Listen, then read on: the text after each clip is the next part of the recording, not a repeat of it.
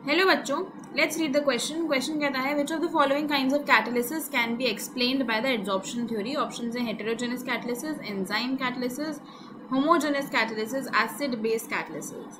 तो अगर इस क्वेश्चन की हम बात करें तो यहाँ पे हमारा की कॉन्सेप्ट क्या रहेगा। देखो क्वेश्चन क्या कह रहा है ना कि इनमें से कौन सा कैटालिसिस ऐसा है जो एड्सॉर्प्शन थ्योरी के ऊपर समझाया जा सकता है, जिसमें एड्सॉर्प्शन का यूज़ हो रहा हो, है ना।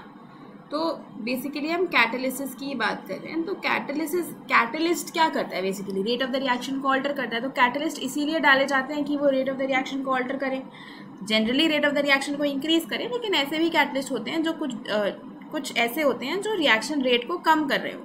तो ये जो मैकेनिज्म होता है कैटलिस्ट का, किसी रिएक्टेंट पे एक्ट करना और रिएक्शन के रेट को बढ़ाना या घटाना, उसी को हम कैटलिसिस बोलते हैं, है ना। तो अगर हम बात करते हैं यहाँ पे हेटेरोजेनस कैटालिसिस की, अगर हम बात करते हैं यहाँ पे हेटेरोजेनस कैटालिसिस की, तो इसमें क्या होता है, एड्सॉर्प्शन थ्योरी के अकॉर्डिंग जो रिएक्टेंट्स होते हैं गैसियस फेज में या गैसियस स्टेट में, वो क्या करते हैं, तो या तो गैसियस स्टेट में होंगे या अपनी डिसॉल्व्ड स्टेट में होंगे, और देयर डिसॉल्व्ड स्टेट। तो ये क्या करते हैं, दे गेट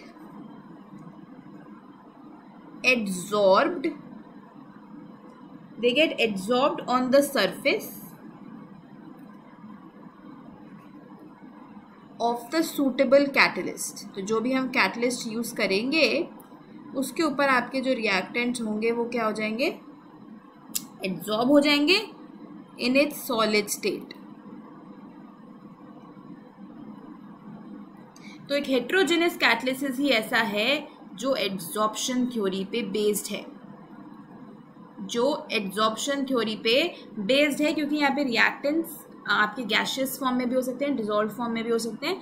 ये क्या होते हैं, ये एड्सॉर्ब हो जाते हैं कैटलिस्ट की सरफेस पे, जहाँ पे कैटलिस्ट आपका जनरली सॉलिड स्टेट में हम लेते हैं। एंड हेटेरोजेनस कैटालिसिस में क्या होता है ना, आपका जो रिएक्टेंट और कैटलिस्ट होता है वो डिफरेंट फेजेस में होता है। रिएक्टेंट एंड कैटलिस्ट जो आपका होता है वो डिफरेंट फेज में होता है। मतलब अगर एक लिक्विड है तो दूसरा सॉलिड होगा, और अगर एक गैस है तो दूसरा सॉलिड होगा। दोनों सेम फेज के नहीं हो सकते, दे हैव डिफरेंट फेजेस।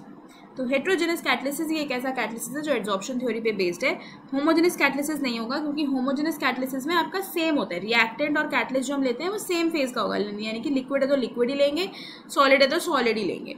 तो इस केस में तो एक सोल्यूशन की फॉर्मेशन हो जाती है, यहाँ पे एड्सॉर्प्शन का कॉन्सेप्ट एप्लीकेबल नहीं होता। ऐसे एंजाइम कैटालिसिस में भी एड्सॉर्प्शन का कॉन्सेप्ट एप्लीकेबल नहीं है। इसमें एंजाइम, हम एक पर्टिकुलर एंजाइम यूज करते हैं एक पर्टिकुलर रिएक्शन को कैरी आउट करवाने के लिए। एड्सॉर्प्शन यहाँ पे कैटालिस्ट पे नहीं होता, यानी कि एंजाइम पे एड्सॉर्प्शन नहीं होता रिएक्टेंट का, तो एड्सॉर्प्शन थ्योरी पे बेस नहीं है।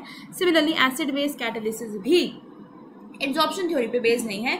एड्सॉर्प्शन थ्योरी पे सिर्फ वही बेस्ड हो सकता है जहाँ पे एड्सॉर्प्शन हो रही हो, असल में जहाँ पे कोई स्पीशीज किसी दूसरी स्पीशीज पे एड्सॉर्ब हो रही हो, तो वो सिर्फ हेटेरोजेनस कैटालिसिस के केस में होता है। तो करेक्ट आंसर इस क्वेश्चन का क्या हो जाएगा, फर्स्ट वाला ही हो जाएगा। तो अगर हम इस क्वेश्चन का फाइनल आंसर देखें तो वो हो जाएगा option 1। Hope you understood it well, best of luck.